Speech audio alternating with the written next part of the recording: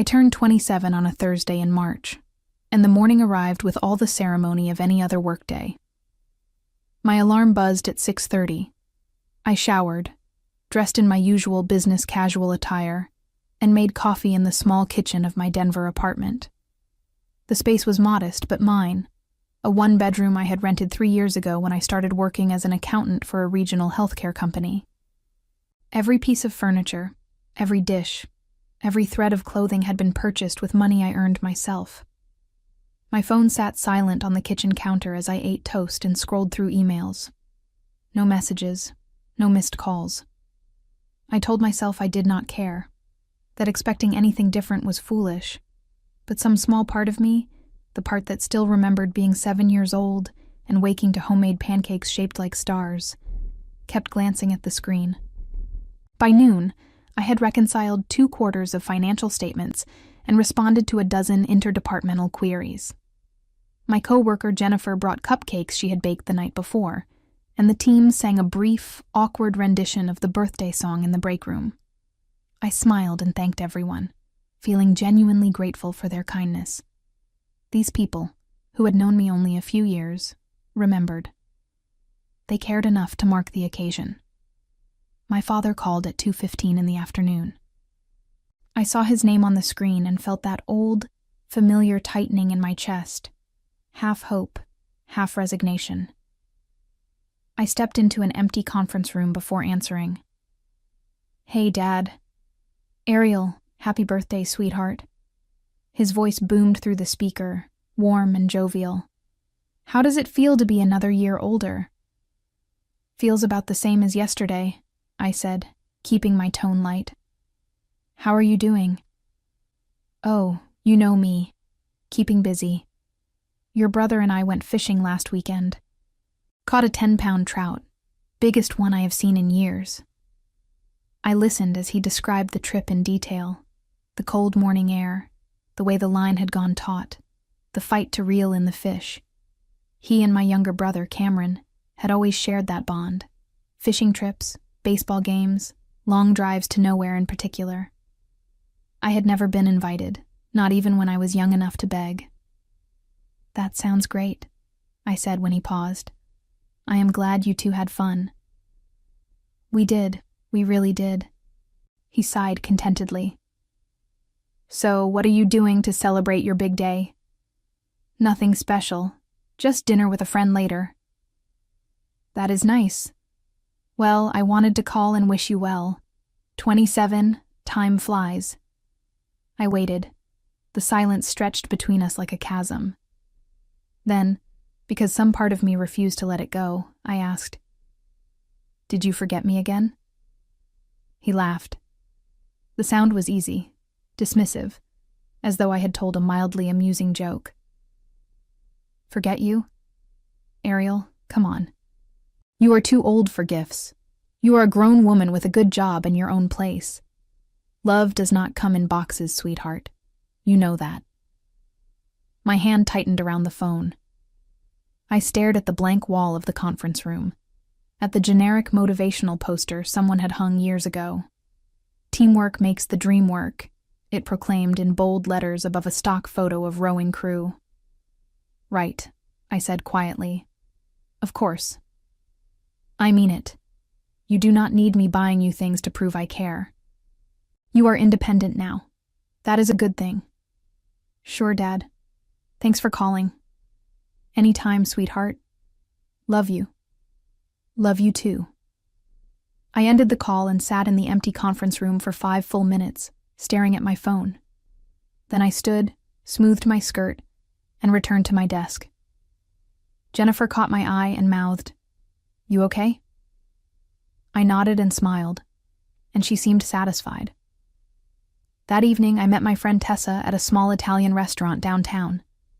She had brought a card and a bottle of my favorite wine, and we spent 2 hours talking about everything except my family. Tessa knew the history. She had heard enough over the years to understand why I kept my distance, but she also knew when not to press. "You deserve better," she said, as we finished our meals. "You always have." I just smiled and walked away from the topic, the same way I had walked away from my father that afternoon. What else was there to do? The pattern had started long before I was old enough to name it. My mother left when I was 4, disappearing one autumn morning with nothing but a suitcase and a note that said she needed to find herself. I barely remembered her. Just fragments of a voice, the scent of lavender, a hand brushing hair from my face. My father never spoke about her after she left, as though erasing her from conversation could erase the pain. Cameron was born a year later, the result of a brief relationship my father had with a woman named Diane.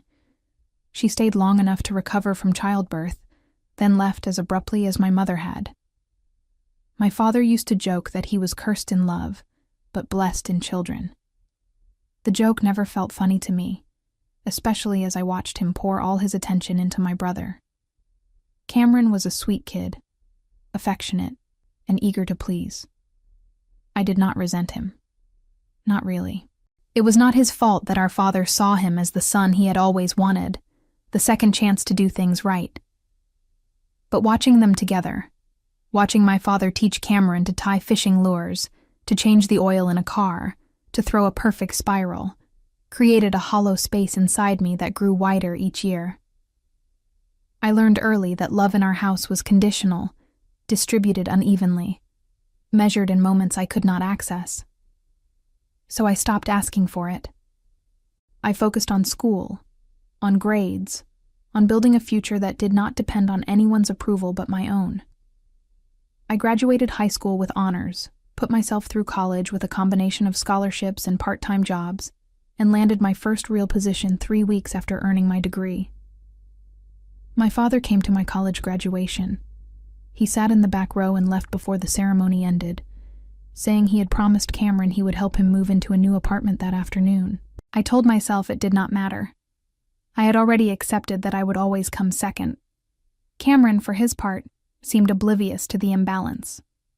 He called me occasionally, usually when he needed advice or money. He was 24 now, still living at home, still figuring out what he wanted to do with his life. He had dropped out of 2 different colleges, worked a series of short-term jobs, and spent most of his free time gaming or hanging out with friends. My father supported him without question, paying his bills, making excuses for his lack of direction.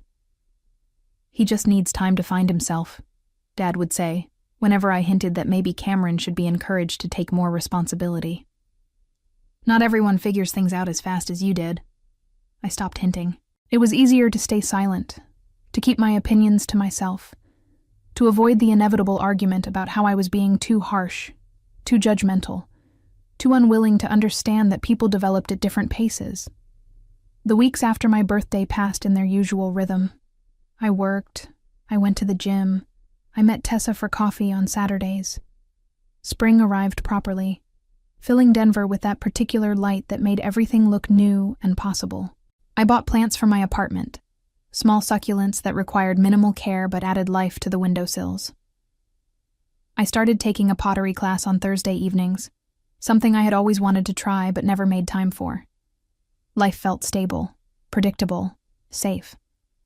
I had built it carefully, brick by brick, ensuring that my happiness did not depend on anyone who might suddenly decide I was not worth the effort. I had learned that lesson early and well.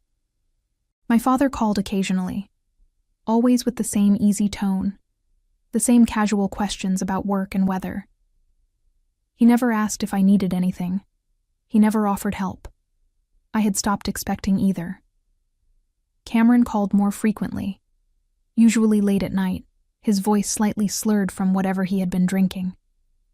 He would ramble about his latest idea, a business venture, a trip he wanted to take, a girl he had met. I would listen patiently, offer vague encouragement, and end the call feeling vaguely exhausted. "You should visit more," he said during one of these calls in early April. "Dad misses you." "I am sure he does," I replied, keeping my voice neutral. "I am serious. He talks about you sometimes, says he is proud of how independent you are." "That is nice to hear. You could come for dinner this weekend. I will cook." I declined politely, citing work obligations. The truth was simpler. I did not want to sit in that house, in that kitchen, where I had eaten so many silent meals, and pretend everything was fine. I did not want to watch my father and brother share inside jokes while I smiled from the periphery. I had built a life where I did not have to do that anymore, and I intended to keep it. The first week of May brought unseasonably warm weather and a series of complex audits at work that kept me late most evenings. I thrived in the busy season, finding satisfaction in the precision required, the way numbers told stories if you knew how to read them. My supervisor, a woman named Patricia who had worked in accounting for 30 years, frequently praised my attention to detail and offered hints that a promotion might be coming my way. "You have a gift for this," she told me one Thursday afternoon as we reviewed quarterly reports. "Most people see numbers as obstacles. You see them as puzzles worth solving." I thanked her and returned to my desk, feeling genuinely pleased. This was the validation I understood, earned through effort, measurable in results, untainted by the complicated dynamics of family obligation. Tessa and I met for dinner that Friday at a new Thai restaurant near her apartment. She worked as a graphic designer for an advertising agency and had recently been assigned to a major campaign for a national outdoor gear company. She talked animatedly about the project, her hands gesturing as she described the creative direction, the challenges of balancing client expectations with artistic vision. "You should come camping with us this summer," she said, as we shared pad thai and green curry. "A whole group is planning a trip to Rocky Mountain National Park in July. It would be good for you to get out of the city." "I will think about it," I said, meaning it. The idea of sleeping in a tent and hiking mountain trails appealed to the part of me that wanted to prove I could be adventurous, spontaneous, capable of joy that did not require careful planning. We were finishing our meal when my phone rang. I glanced at the screen and saw my father's name. I considered letting it go to voicemail. It was late, and I was enjoying the evening, but something in my gut told me to answer. "Hey, Dad, what is up?" His voice came through rough and strained, nothing like the jovial tone I was used to. "Ariel, oh, thank God you answered." I straightened in my seat, my stomach dropping. "What is wrong? Are you okay?" "I need your help." The words tumbled out fast, desperate. "Your brother, Cameron. He drained my account. Everything is gone." Tessa watched my face change, her expression shifting from curious to concerned. I held up one finger, asking her to wait, and stood from the table. "What do you mean, drained your account?" "He took it all, every dollar. I went to the bank this morning to pay bills and there was nothing. Nothing, Ariel. 40 years of savings. Gone." My mind raced through possibilities, trying to make sense of what he was saying. "How did he access your account?" "I gave him my banking information months ago. He said he needed to transfer some money for me, that it would be easier if he could do it directly. I trusted him. He is my son." "Did you call the bank?" "Yes, they said the transfers were authorized. He moved everything into a cryptocurrency account. I do not even understand what that means. The bank says there is nothing they can do." I walked toward the restaurant entrance, needing air, needing space to think. Outside, the evening was warm and clear, people walking past in groups, laughing, oblivious. Where is Cameron now? I do not know. He has not been home in 3 days. He is not answering his phone. "Ariel, I am scared. I do not know what to do. I have bills due next week. The mortgage is due. I cannot lose the house." The panic in his voice was real, raw, completely unlike anything I had ever heard from him. My father had always been the strong one, the one who had answers, who laughed off problems and insisted everything would work out fine. Hearing him like this felt fundamentally wrong, like the world had tilted on its axis. "How much did he take?" "Everything. Almost $200,000. My retirement fund, the savings account, the emergency fund. All of it." I closed my eyes, trying to process the number. $200,000, a lifetime of work, gone. You need to file a police report, I said, forcing my voice to stay calm, practical. Right now, tonight. I cannot do that. He is my son. I cannot send him to jail. Dad, he stole $200,000 from you. That is a serious crime. There has to be another way. That is why I am calling you. You are smart with money.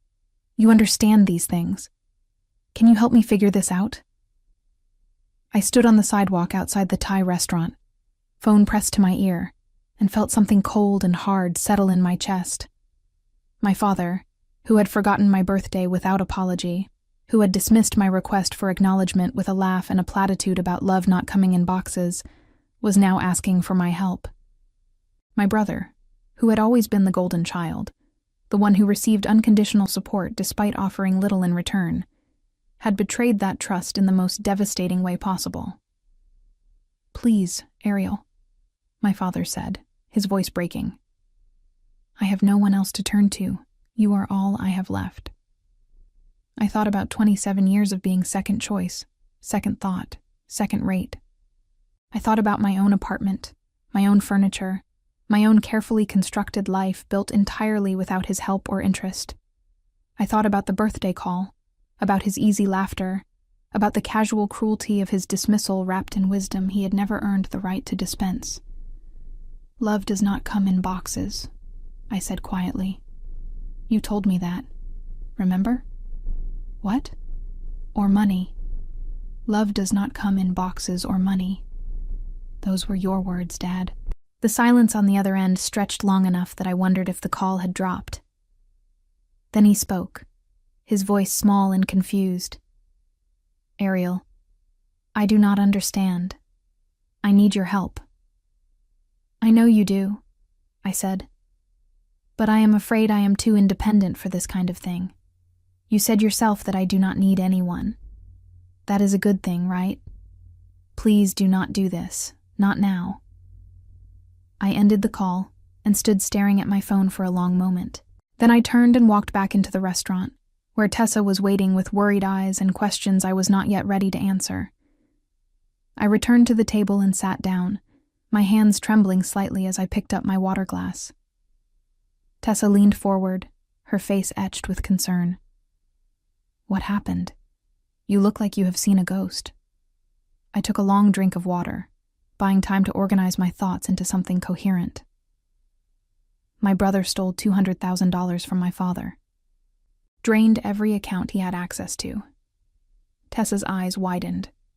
Holy shit. When did this happen?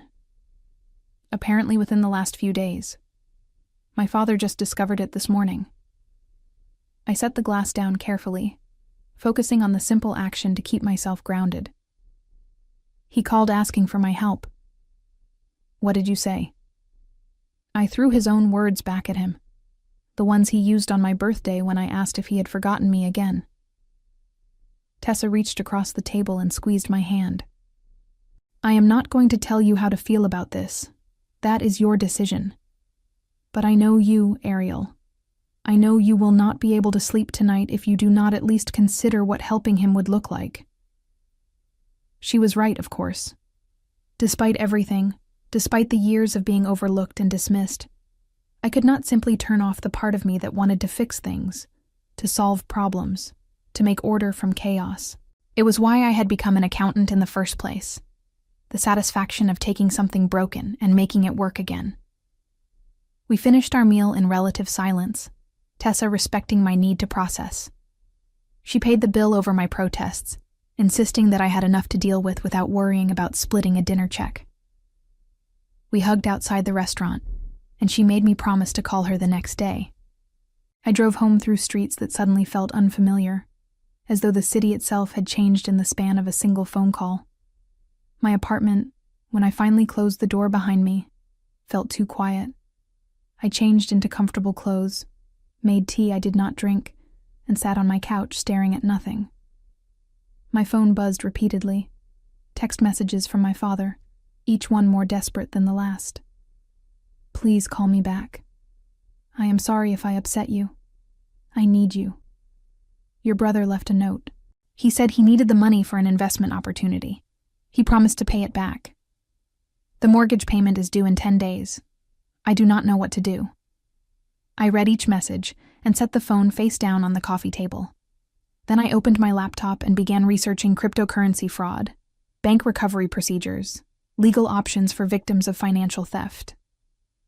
I read for 3 hours, taking notes, building a mental framework of possibilities and limitations. The reality was harsh. Once money entered the cryptocurrency ecosystem, recovering it became exponentially more difficult. Transactions were designed to be irreversible. Even if my father filed a police report and Cameron was eventually caught, the money might be long gone, converted and moved through exchanges that operated in legal gray areas across multiple countries. But there were steps that could be taken, immediate actions that might limit the damage or create a trail that law enforcement could follow. I made a list, prioritizing by urgency and feasibility. At 2 a.m, I finally called my father back. He answered on the first ring. "Ariel, thank God." "I have been researching," I said, skipping any preamble. "You need to do several things immediately. First, file a police report. I know you do not want to, but it is necessary for any chance of recovery. Second, contact your bank and formally dispute the transactions. Third, freeze your credit to prevent any additional fraud. Fourth, change all your passwords and security questions for every account you have." Okay, I can do that. Will you help me? I will send you written instructions with phone numbers and websites, but you need to handle the actual calls and filings. I cannot do this for you. What about finding Cameron? What about getting the money back? Dad, I am going to be honest with you. The chances of recovering that money are extremely slim.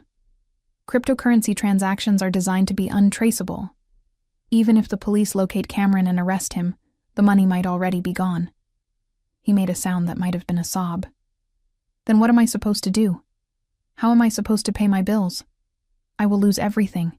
I closed my eyes, fighting against the wave of something that felt uncomfortably like pity.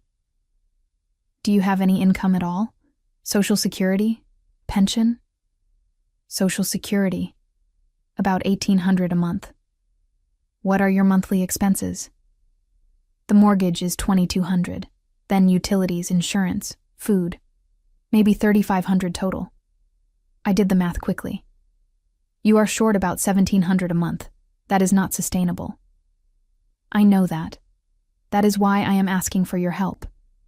His voice hardened slightly, frustration bleeding through the desperation. You have a good job. You must have savings.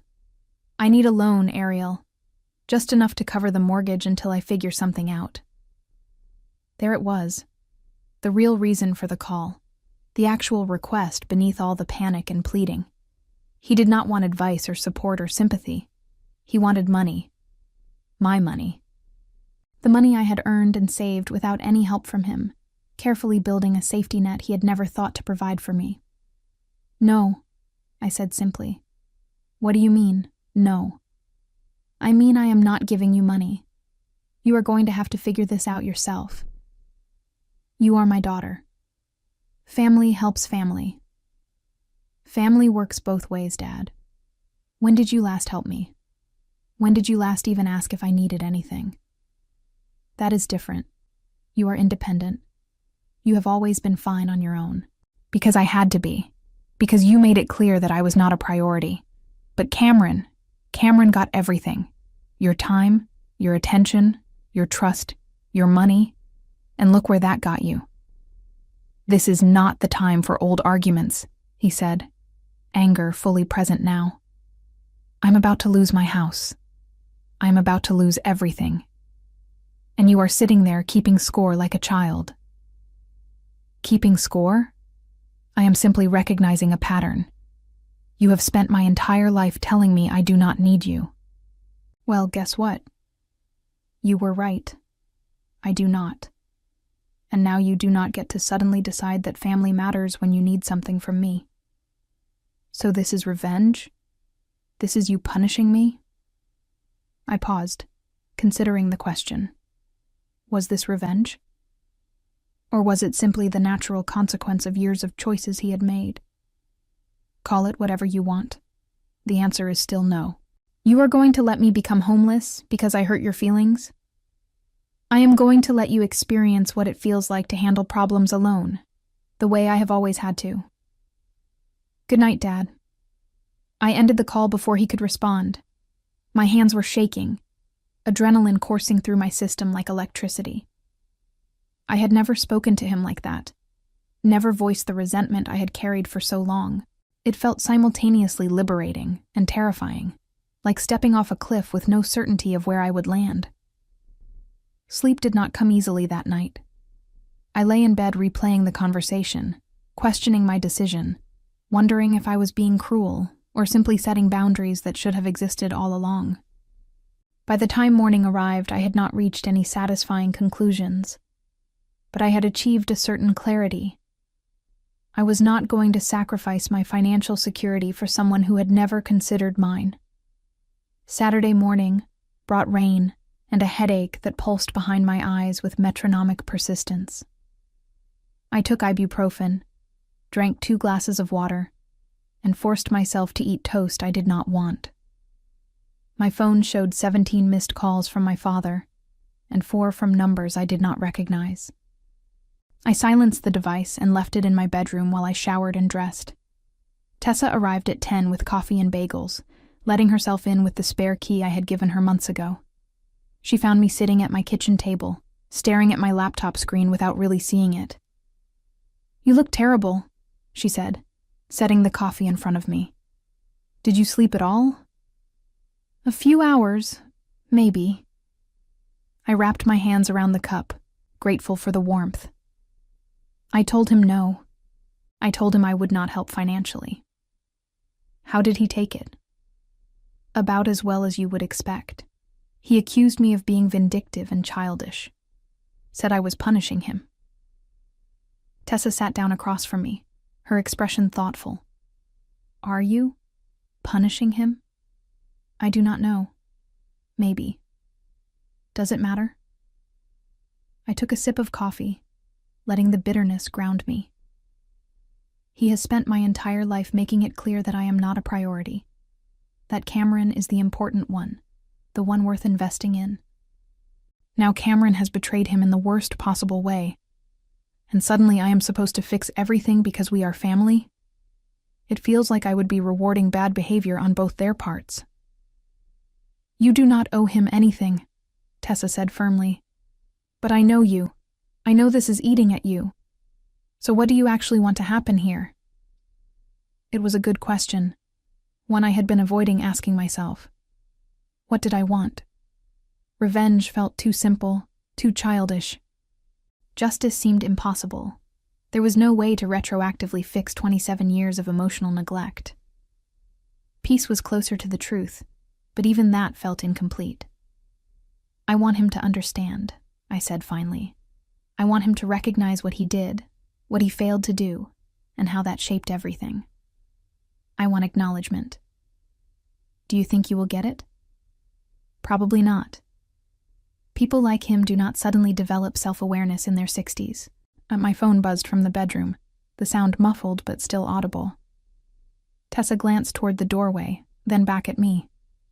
"Are you going to answer eventually?" "Eventually, but not today. Today I need to decide what I am actually willing to do, if anything." We spent the rest of the morning talking through possibilities. Tessa played devil's advocate, asking difficult questions that forced me to examine my motivations and boundaries. By noon, I had a clearer picture of my position. I would not provide money, but I would provide information.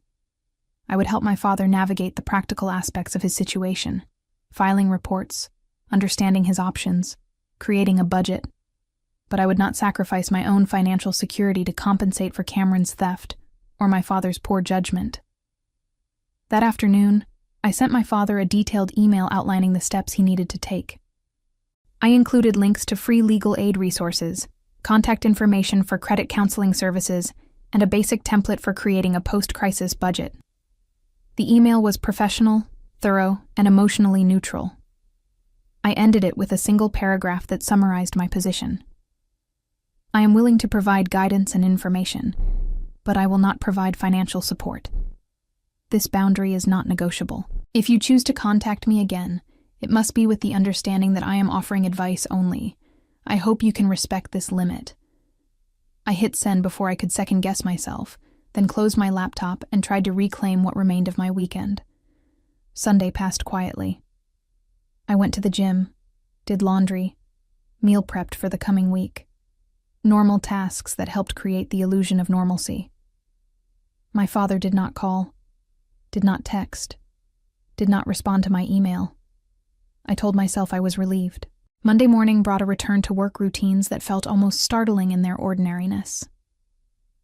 I arrived at the office at 8, made small talk with colleagues, reviewed spreadsheets that required my complete attention. Patricia stopped by my desk mid-morning with news that the promotion we had discussed was being finalized. I would be moving up to senior accountant with a 15% salary increase, effective at the start of the next quarter. "You have earned this," Patricia said, smiling warmly. "Your work has been consistently excellent. The partners specifically mentioned you during the review meeting." I thanked her, feeling genuine pride mixed with something more complicated. The promotion represented everything I had worked toward, tangible proof that I had built something valuable through my own effort. But it also highlighted the contrast with my family situation. Professional success that would remain invisible to my father, unacknowledged and unappreciated. That evening, as I was leaving the office, my phone rang. Not my father this time, but a number with a local area code I did not recognize. I answered cautiously. "Is this Ariel?" The voice was male, young, uncertain. "Yes. Who is this?" "It is Tyler, Cameron's friend. We met a couple times at your dad's place." I vaguely remembered a lanky kid with bad posture who had been present at a family dinner I had attended the previous Christmas. "Okay. What do you need, Tyler?" "I need to talk to you about Cameron, about what he did. Can we meet somewhere? I have information you should probably hear." My grip tightened on the phone. "What kind of information?" "Not over the phone, please. There is a coffee shop on 16th Street, the one near the bookstore. Can you meet me there in an hour?" Every instinct told me this was a bad idea, that getting further involved would only complicate an already messy situation. But curiosity won out, the same impulse that made me good at my job, the need to see all the data before making decisions. 1 hour, I agreed. I will be there.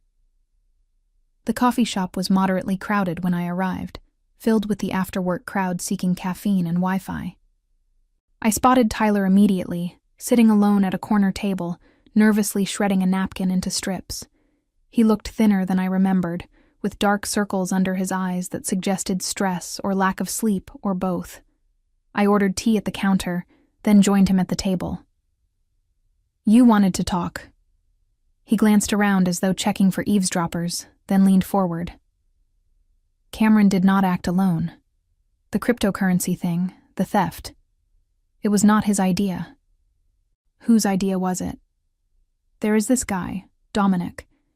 He runs what he calls an investment group, but it is basically a scam. He targets people with access to money and convinces them to invest in crypto schemes that never pan out. Cameron got involved with him about 6 months ago. I processed this information, fitting it into the larger puzzle. And Dominic convinced Cameron to steal from our father? Not directly, but he created this whole pressure situation. Told Cameron he needed to invest at least $200,000 to get in on a ground floor opportunity.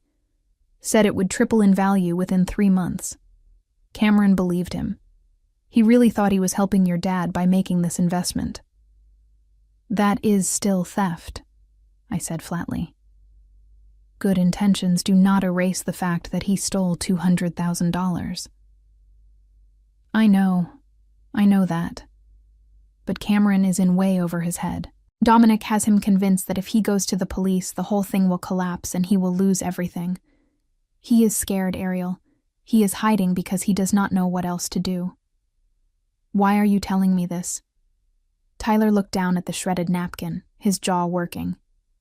Because I am involved too. Dominic got me to invest $15,000, my entire college fund. My parents do not know yet. I'm trying to figure out how to tell them. But I thought maybe if you knew the whole story, you could help Cameron somehow. He talks about you sometimes, says you are the smart one, the one who has everything figured out. The irony was almost funny. Cameron, who had always been the golden child, saw me as the successful one. Meanwhile, I had spent years believing he had everything I lacked. Where is Cameron now? Staying with another friend. He is afraid to go home, afraid your dad will call the police. Our dad should call the police. This Dominic person needs to be stopped before he ruins more lives. But that would mean Cameron goes to jail too. Cameron made choices, bad ones. He needs to face consequences. I softened my tone slightly, seeing the genuine distress on Tyler's face. Look, I understand you are trying to help your friend, but enabling him to avoid responsibility is not helping. It is just delaying the inevitable. Tyler nodded miserably. I know. You are right. I just thought maybe there was another way. I left the coffee shop feeling heavier than when I arrived. The situation was more complicated than I had realized. Layers of manipulation and desperation creating a mess that would not be easily resolved. Cameron was not simply a thief. He was a victim too in his way, caught in a scheme that had exploited his weaknesses and his desperation for approval. But that did not change the fundamental truth. He had stolen money that was not his, and my father was suffering the consequences. The next 2 weeks unfolded with the surreal quality of a fever dream. My father called daily, sometimes multiple times, his messages alternating between desperate pleas and angry accusations. He had filed the police report as I had instructed, but Cameron had disappeared completely, and the investigation was moving at the glacial pace, typical of financial crimes without clear evidence or cooperative witnesses. I maintained my boundary, refusing financial help, but continuing to provide information and resources. I sent him the contact information for a reverse mortgage company that might allow him to tap his home equity. I researched payment assistance programs through his utility companies. I created a detailed budget that showed exactly how much he needed to cut his expenses to survive on Social Security alone. Each email I sent was met with complaints that I was being cold, heartless, more interested in teaching lessons than helping family. I did not respond to the accusations. Instead, I continued doing my job, meeting with Tessa, attending my pottery class, building my own life while the framework of my childhood family crumbled. 3 weeks after the initial call, Tyler contacted me again. This time, he wanted to meet with more urgency in his voice. Dominic is planning to leave the country, he told me over the phone. I overheard him talking about it with some other people in the group. He is taking all the money and disappearing. If we do not do something now, everyone loses everything. This is a matter for the police, I said. The police do not have enough evidence to arrest him yet. By the time they do, he will be gone. But I have access to some of his records. I have been keeping copies of everything because I had a feeling something was wrong. If someone who understands finance looked at them, they might be able to see the pattern, might be able to help the police build a case faster. I should have said no, should have maintained my distance, protected my own peace. But the part of me that solved puzzles, that found satisfaction in making sense of chaos, could not resist. Send me what you have. I will look at it. No promises beyond that. Tyler emailed me dozens of files that evening. Bank statements, transaction records, text message screenshots, scanned documents that outlined the investment scheme. I opened them on my laptop and immediately recognized the patterns. Dominic was running a classic Ponzi scheme, using money from new investors to pay returns to earlier participants, creating the illusion of profitability while systematically draining funds into his own accounts. The records Tyler had provided showed at least 30 different victims, people who had collectively invested over $3 million. Cameron's $200,000 was just one piece of a much larger operation. The scheme was sophisticated enough to avoid immediate detection, but sloppy enough that a forensic accountant could tear it apart with a few hours of focused analysis. I spent the entire night building a case file. I organized the documents chronologically, created spreadsheets tracking money flows, identified specific transactions that demonstrated fraud. By dawn, I had a comprehensive report that laid out the entire operation in language even a financial novice could understand. Then I did something I had not done in weeks. I called my father. He answered warily. "Ariel, I have information about Cameron's situation, about the person who convinced him to steal from you. Can you come to my apartment this morning? I need to show you something." "Why? Are you finally going to help?" "Just come, please." He arrived 2 hours later, looking older than I remembered. The stress had carved new lines into his face, added a stoop to his shoulders that spoke of sleepless nights and constant worry. I felt a pang of something uncomfortably close to sympathy, but I pushed it aside. This was not about emotion. This was about information. I showed him everything I had compiled, explained how the scheme worked, how Cameron had been targeted, how at least 24 other people had been similarly victimized. His face went through several transformations as I walked him through the evidence. Shock, anger, confusion, and finally something that might have been understanding. "Cameron thought he was investing," he said quietly when I finished. "He thought he was making money for me. He thought wrong, but he was manipulated by someone who does this professionally. That does not excuse what he did, but it provides context. What do I do with this information? You take it to the detective handling your case. This evidence should be enough to fast-track the investigation. If they move quickly, they might be able to freeze Dominic's accounts before he leaves the country. That might mean recovering at least some of the stolen money." My father stared at the papers spread across my coffee table, his hands trembling slightly. "Why are you helping now, after everything you said?" "Because this is bigger than you and Cameron and old resentments. 30 people have been victimized. If I can help stop it, then I should. But make no mistake, Dad. This does not change anything between us. I am still not giving you money. I am still not going to pretend that everything is fine.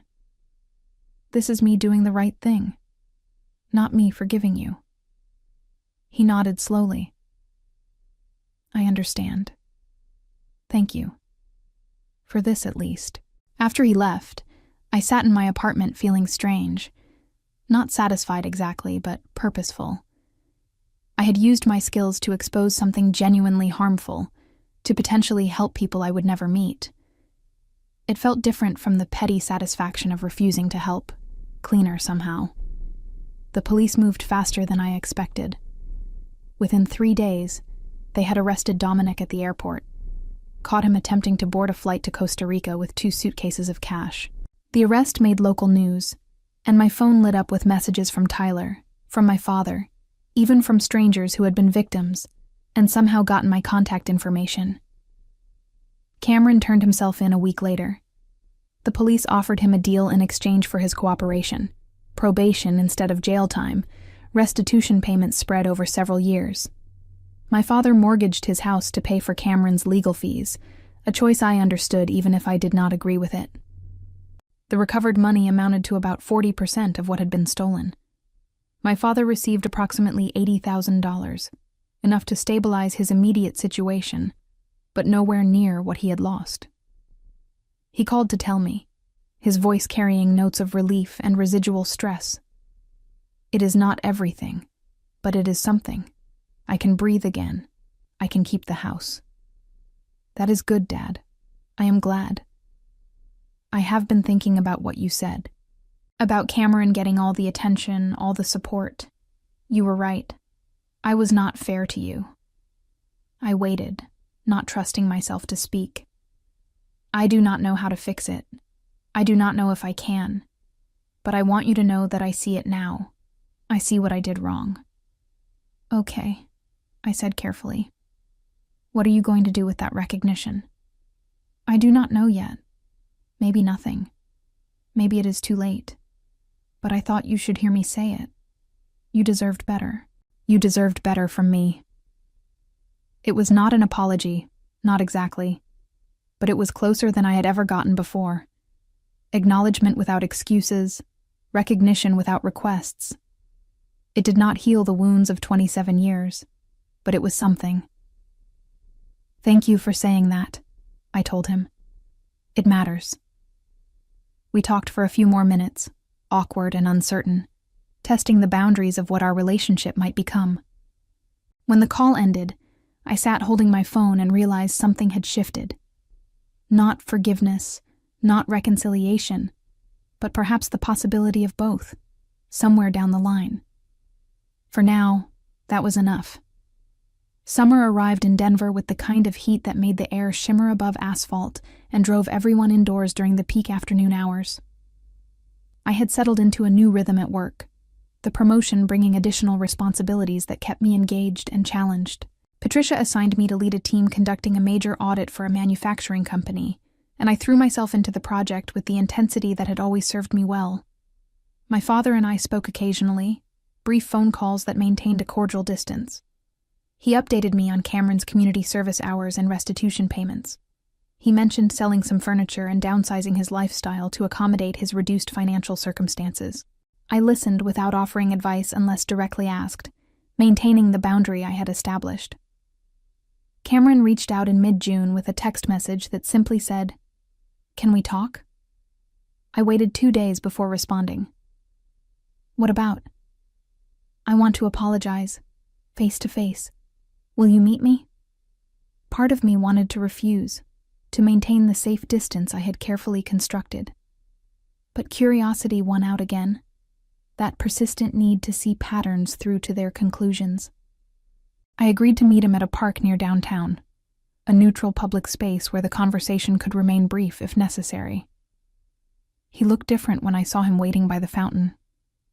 Thinner, more subdued, lacking the easy confidence I remembered. He wore a plain t-shirt and jeans, his hair longer than usual, shadows under his eyes that spoke of troubled sleep. "Thanks for coming," he said as I approached. "I was not sure you would." I almost did not.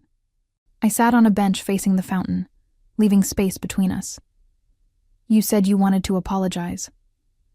Cameron sat down, his hands clasped between his knees. "I messed up. Completely. I know that now. I thought I was being smart, thought I was helping Dad by making this investment. Dominic made it sound so easy, so guaranteed. I did not realize what I was doing until it was too late." "You stole $200,000, I said flatly. "You knew that much, at least." I know. There is no excuse for that, but I genuinely believed I would be able to pay it back with interest within a few months. I thought Dad would never even need to know. I thought I would be the hero who solved all his retirement worries. I studied his face, looking for signs of manipulation or dishonesty, but saw only genuine regret. "Why did you need to be the hero? Dad already treated you like one." Cameron laughed bitterly. "Did he?" Because from where I was sitting, I was the disappointment. The son who could not finish college, who could not hold a job, who still lived at home at 24. You were the successful one. You had your life together. I was just the screw-up trying to prove I could do something right. The perspective shift was disorienting. I had spent so many years believing Cameron had everything, our father's attention, his approval, his unconditional support. Hearing that Cameron had felt inadequate, had been trying to earn validation through increasingly desperate means, complicated the narrative I had constructed. "That does not justify what you did," I said. "I know. I am not trying to justify it. I am trying to explain it. And I am trying to say I am sorry. To you, specifically. Tyler told me what you did, how you helped build the case against Dominic. You did not have to do that, especially after Dad called you on your birthday and said those things. How do you know about that?" "He told me. Later, when he was yelling at me about everything. He mentioned that you had asked if he forgot you again, and he had laughed and said that thing about love not coming in boxes. He said it like it was a reasonable response, like you were being silly for caring. I realized then that he has always done that, dismissed you while propping me up. I just never saw it before. I watched water arc from the fountain, catching sunlight and throwing brief rainbows into the air. What do you want from me, Cameron? Absolution? Permission to feel better about what you did? No, I want you to know that I see it now. The imbalance. The way you were treated. And I want you to know that I am going to talk to Dad about it. Not to excuse myself, but because it is not fair, and it never was. Will that change anything? Probably not, but maybe it is a start. He stood up, seeming to recognize that the conversation had reached its natural end. Anyway, that is what I wanted to say. You did not owe me anything, and you helped anyway. That means something. After he left, I sat by the fountain for another 20 minutes processing the conversation. Revenge, I realized, was more complicated than I had imagined. I had wanted my father to suffer consequences for his years of neglect, and he had, losing his savings, nearly losing his home, facing the betrayal of the son he had favored. But watching it happen had not brought the satisfaction I expected. Instead, it had revealed the intricate web of pain and misunderstanding that connected all of us, each person acting from their own wounds and limitations. That evening, Tessa came over with wine and Thai takeout. We sat on my small balcony watching the sunset over the city, painting the sky in shades of orange and pink. You seem different, she observed. Lighter, maybe? Or at least less angry. I think I am tired of being angry, I admitted. It takes so much energy to maintain that level of resentment. And for what? They are who they are. I cannot change the past. Does this mean you are forgiving them? I do not know if forgiveness is the right word. Maybe acceptance is closer. Accepting that they are flawed people who made mistakes, and that I can move forward without needing them to be different. That is very mature of you, Tessa said with a slight smile. Almost annoyingly mature. I laughed.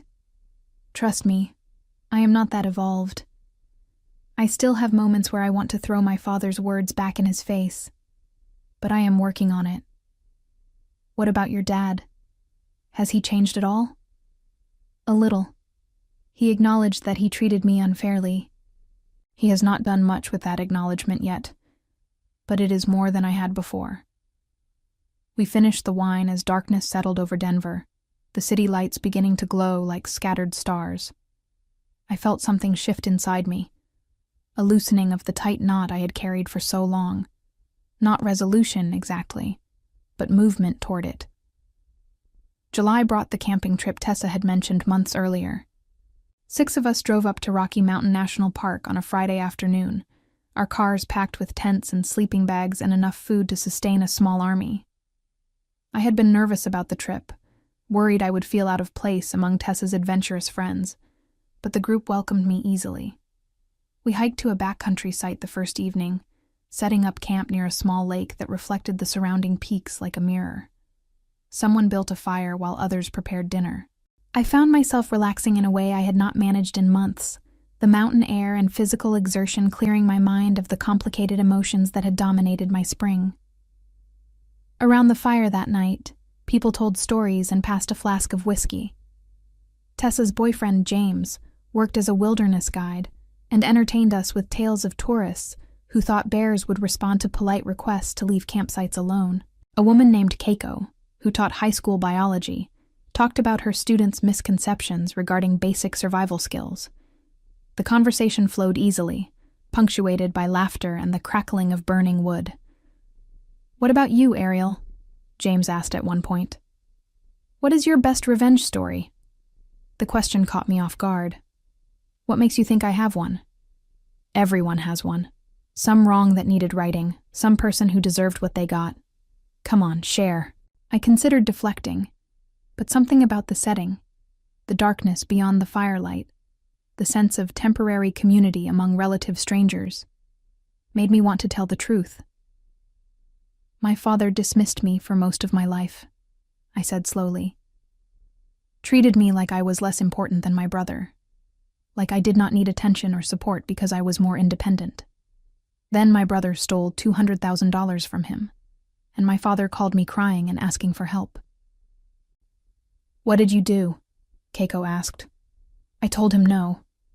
I threw his own words back at him, the ones he had used on my birthday when I asked if he had forgotten me. I watched him panic and struggle and nearly lose everything. Part of me wanted him to lose it all, wanted him to understand what it felt like to be abandoned when you needed someone. "But you did not let that happen," Tessa said quietly. "No. I helped build a case against the person who had manipulated my brother into the theft. Not to save my father exactly, but because it was the right thing to do. And in the process, he got back some of what he lost. Not all of it, but enough." "So did you get your revenge?" James asked. I thought about the question, watching sparks from the fire drift upward into the darkness. I do not know. I got acknowledgement. I got an admission that I was treated unfairly. But the revenge itself, the satisfaction of watching him suffer, that felt emptier than I expected. I think real revenge might just be building a good life without needing their validation. That is what actually hurt him. Not my refusal to help, but the realization that I genuinely did not need him anymore. The conversation moved on to other topics, but I continued thinking about my own words. Building a good life without needing validation from people who had withheld it. That had been my true revenge all along, whether I had recognized it or not. We spent 3 days in the mountains, hiking and swimming in freezing lakes, and sleeping under skies so clear, the Milky Way stretched from horizon to horizon. I returned to Denver on Monday, feeling renewed, ready to face whatever came next, with fresh perspective. What came next was an unexpected phone call from my father's neighbor, a woman named Joyce, whom I had met a few times over the years. "Your father fell," she told me without preamble. "He is in the hospital, broke his hip. The doctors say he will need surgery and then extensive rehabilitation." My stomach dropped. "When did this happen?" "This morning. He was trying to fix something on his roof. He did not want to pay someone to do it. Said he could handle it himself. Stubborn man." "Which hospital?" She gave me the information, and I promised to head there immediately. As I drove across the city, I felt the familiar tangle of emotions. Worry mixed with frustration, concern layered over old resentments. He was my father, however complicated our relationship. I could not simply abandon him in a moment of genuine crisis. I found him in a room on the 3rd floor, his leg elevated and immobilized, his face drawn with pain, despite whatever medication they had given him. He looked small in the hospital bed, vulnerable in a way I had never associated with him. "Ariel," he said when he saw me, "you came." Joyce called me. "What were you thinking, climbing on your roof at your age?" I needed to fix the gutter. Water was pooling near the foundation. I could not afford to hire someone. "You could have asked for help. You could have called me." "Could I? After everything? I thought you had made it clear you wanted distance." I pulled a chair close to the bed and sat down. "Distance, yes, but not complete abandonment. There is a difference." He studied my face for a long moment. "I do not know how to navigate this. Our relationship. I know I ruined it, but I do not know how to fix it." "Maybe you cannot fix it," I said. "Maybe the best we can do is build something new from here. Something honest, where we actually talk about the hard things instead of pretending everything is fine." "I am afraid I am too old to change that much." "Then maybe you stay the same, and I accept you as you are. Not because you deserve it, but because holding on to all this anger is exhausting. I am tired of being angry, Dad. I am tired of keeping score. His eyes grew damp, and he looked away toward the window. I was so focused on Cameron, on trying to give him what I thought he needed. I did not realize I was failing you in the process, and now I have failed both of you. He is facing criminal charges, and you do not trust me. Some father I turned out to be. You made mistakes. You are still making them. But you are also trying, in your limited way, to do better. That counts for something. We talked for another hour, covering ground we had never dared approach before. He told me about his own father, who had been distant and critical, and how he had sworn he would be different with his own children. He talked about my mother leaving, and how that had broken something in him that never fully healed. He admitted that he had projected his own fears onto me, seeing my independence as evidence that I did not need him, when really it was evidence that he had forced me to become self-sufficient too early. I told him about the years of feeling invisible, of watching him pour affection into Cameron while offering me only casual dismissal. I explained how his comment on my birthday had crystallized decades of hurt into a single sharp moment. I described the satisfaction and then the emptiness of refusing to help him when he asked. It was not a complete reconciliation. Too much history existed between us for that. But it was a beginning, an honest acknowledgement of the damage on both sides, and a tentative agreement to try something different. When visiting hours ended, I stood to leave. My father reached out and caught my hand. "Thank you for coming," he said. "And thank you for being better than I taught you to be. You figured out how to be strong and kind at the same time. I do not know where you learned that, but it was not from me." I squeezed his hand gently. Maybe I learned it from necessity, but I am glad I did. The surgery went well, and my father began the long process of rehabilitation. I visited twice a week, bringing books and groceries and occasionally just sitting with him while he complained about the physical therapy exercises. Cameron visited too, awkward at first, both of us navigating this strange new dynamic where none of the old patterns quite fit anymore. One evening in late August, the three of us sat together in my father's living room. He was home from the rehabilitation center, mobile with a walker but still needing assistance with daily tasks. Cameron had moved back in temporarily to help, an arrangement that clearly strained both of them, but seemed necessary under the circumstances. "I have been thinking," my father said during a lull in conversation, "about selling the house. It is too big for me now, and the maintenance is becoming impossible. I could buy something smaller, maybe a condo, and use the extra money to pay back what Cameron still owes and have something left for retirement." "Are you sure?" I asked. "This house has been yours for 30 years. "It is just a building. I'm tired of being trapped by it. Time to let go of some things." He looked at both of us, his expression serious.